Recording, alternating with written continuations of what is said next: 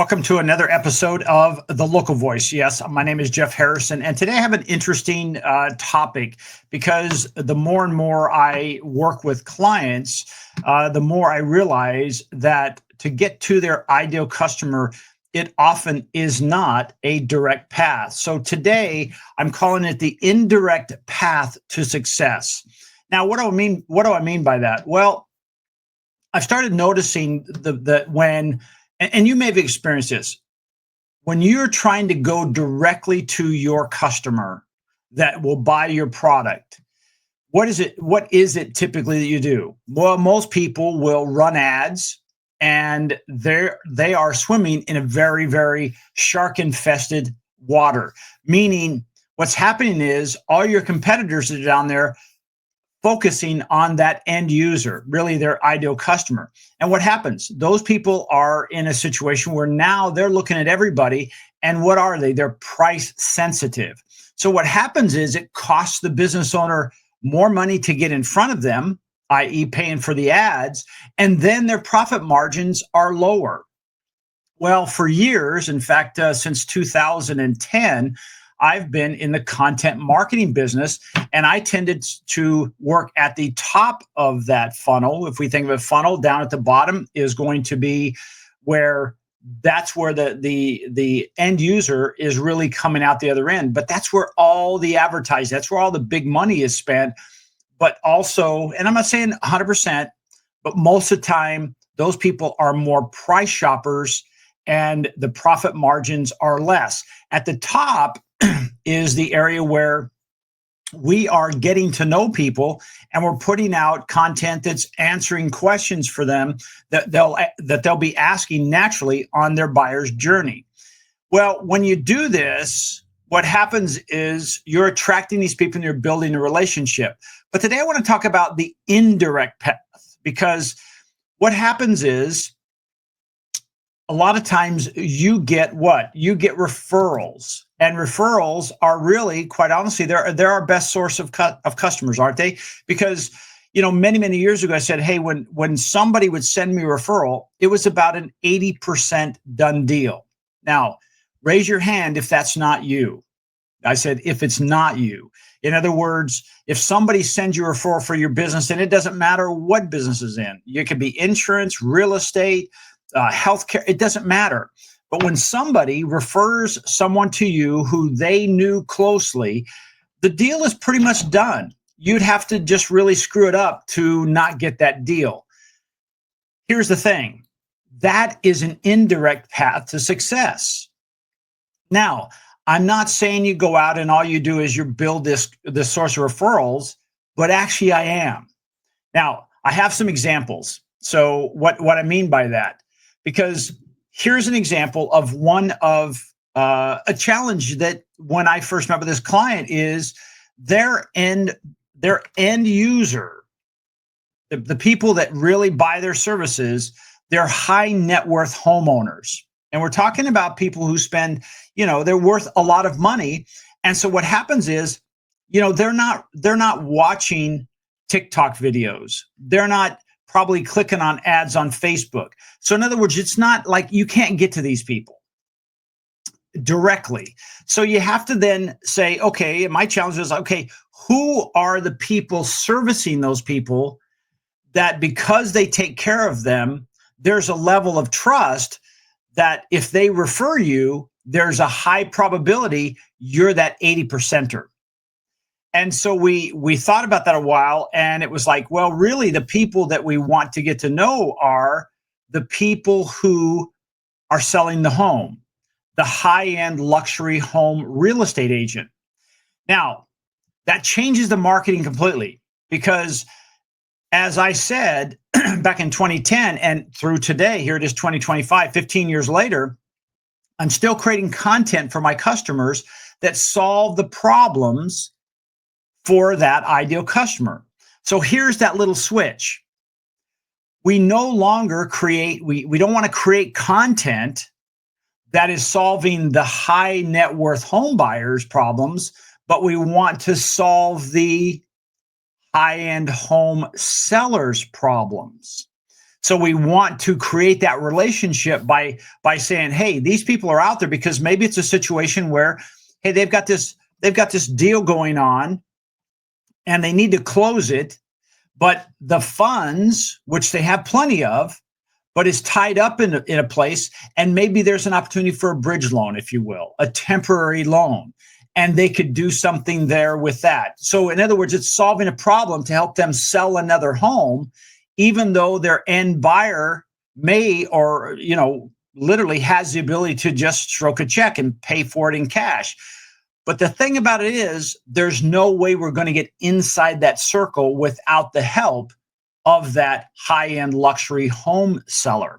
And the cool part about it is, you don't need, in most instances, you don't need hundreds of these people in your Rolodex or in your portfolio or on your phone to be able to call. Because a lot of times what happens, I know in my area, where I live in Southern California, there's only a handful of really high-end, I'm talking really high-end, multi-million dollar, $4, $10, $20, $30 million home real estate agents that deal in that level.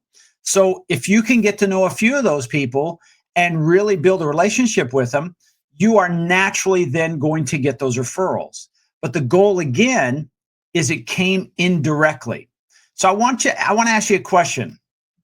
Are you struggling to get directly to your end user, your person who actually is going to write the check?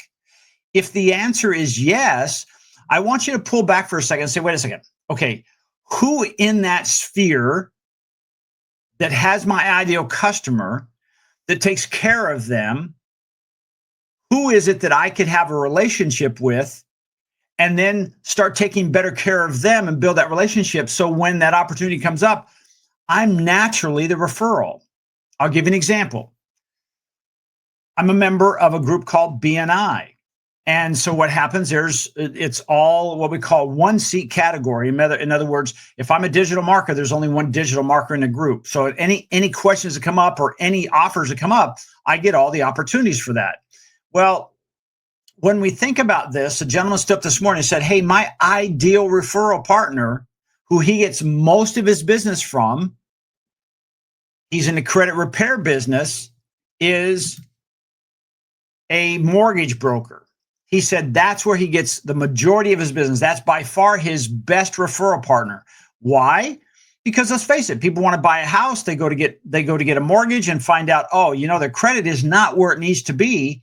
But it can be fixed. So it's naturally for them, that mortgage broker, then to refer this credit repair company who's been in business for 3 decades and very reputable. So to go directly to those people that have the financial issues, honestly, it's a waste of time. This gentleman who runs this company said, this kind of marketing doesn't work for us. They don't care about this. They don't even think about it. It's only a problem when it's stopping them from getting what they want. So to run ads, to put billboards out, whatever it is, they're probably not paying attention until it's an issue. Well, instead of chasing that puppy by its tail, if you imagine a puppy chasing its tail round and round, that's really a waste of time.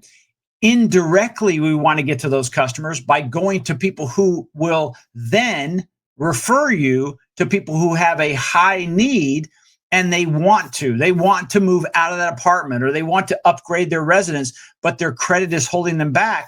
And it's just natural for that mortgage broker to say, hey, I've got a company. He can help you with this. Let me refer you. Oh, we trust you. So we're going to then take that phone call. It makes it so much easier. So for that particular credit company, what should he be doing?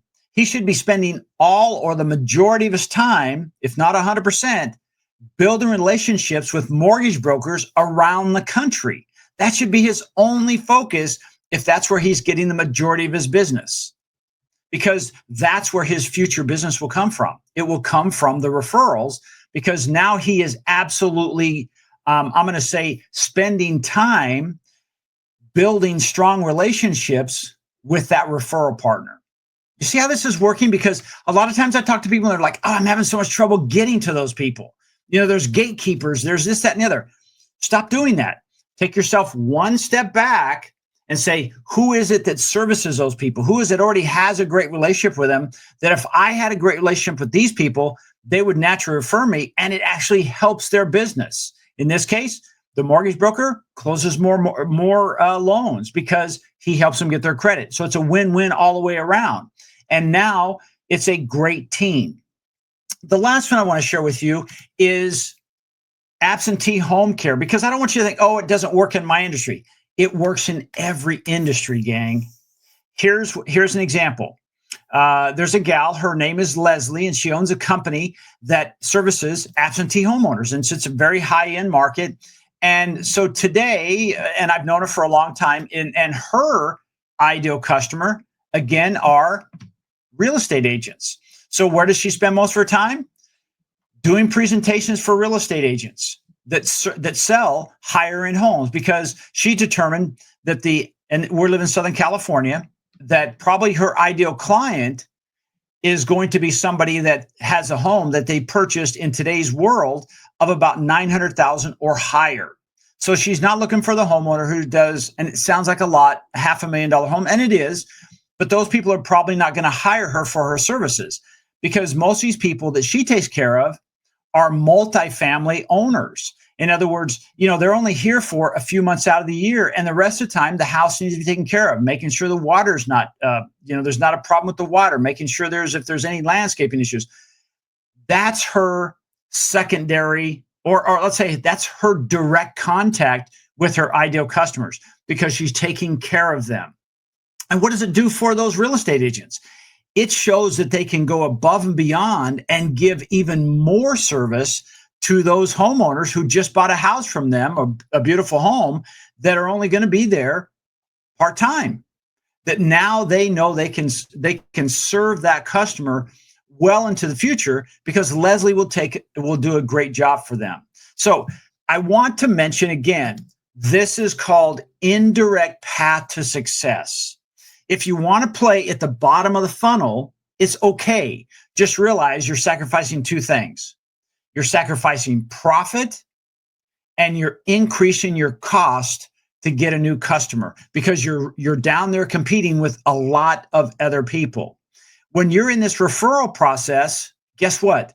You're typically the only one that is being referred to that person. He or she is probably not giving you, oh, here's 10 referrals of people who can take care of in this case, the absentee homeowner. No, they're only giving Leslie.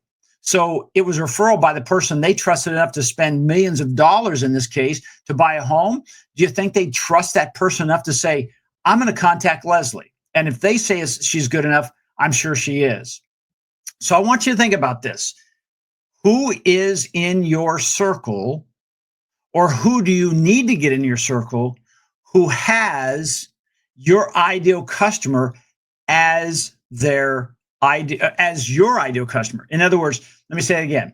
Who in your circle services your end user, the person who's probably going to write a check for your services or your products, and then start building relationships with those people, no matter where it is. And I can promise you almost 100% that there's always someone between you and your user of your product or service that you can build a relationship with that will help you grow grow your business. I hope this has made sense. I'm curious, and put it in the comments. Send me a message. Put in the comments, who is your ideal customer? And have you been in a situation where you're going, oh, yeah, that's right. I've been beating my head against the wall, and I have a hard time, but I look back and I say, hey, most of my business comes from repeating referrals, most referrals. I mean, think about it. As a marketing company, I will often ask somebody, what's your best source of business? And what do they say? Oh, it's a referral. But they've never spent any time on that referral business. My next logical question is what?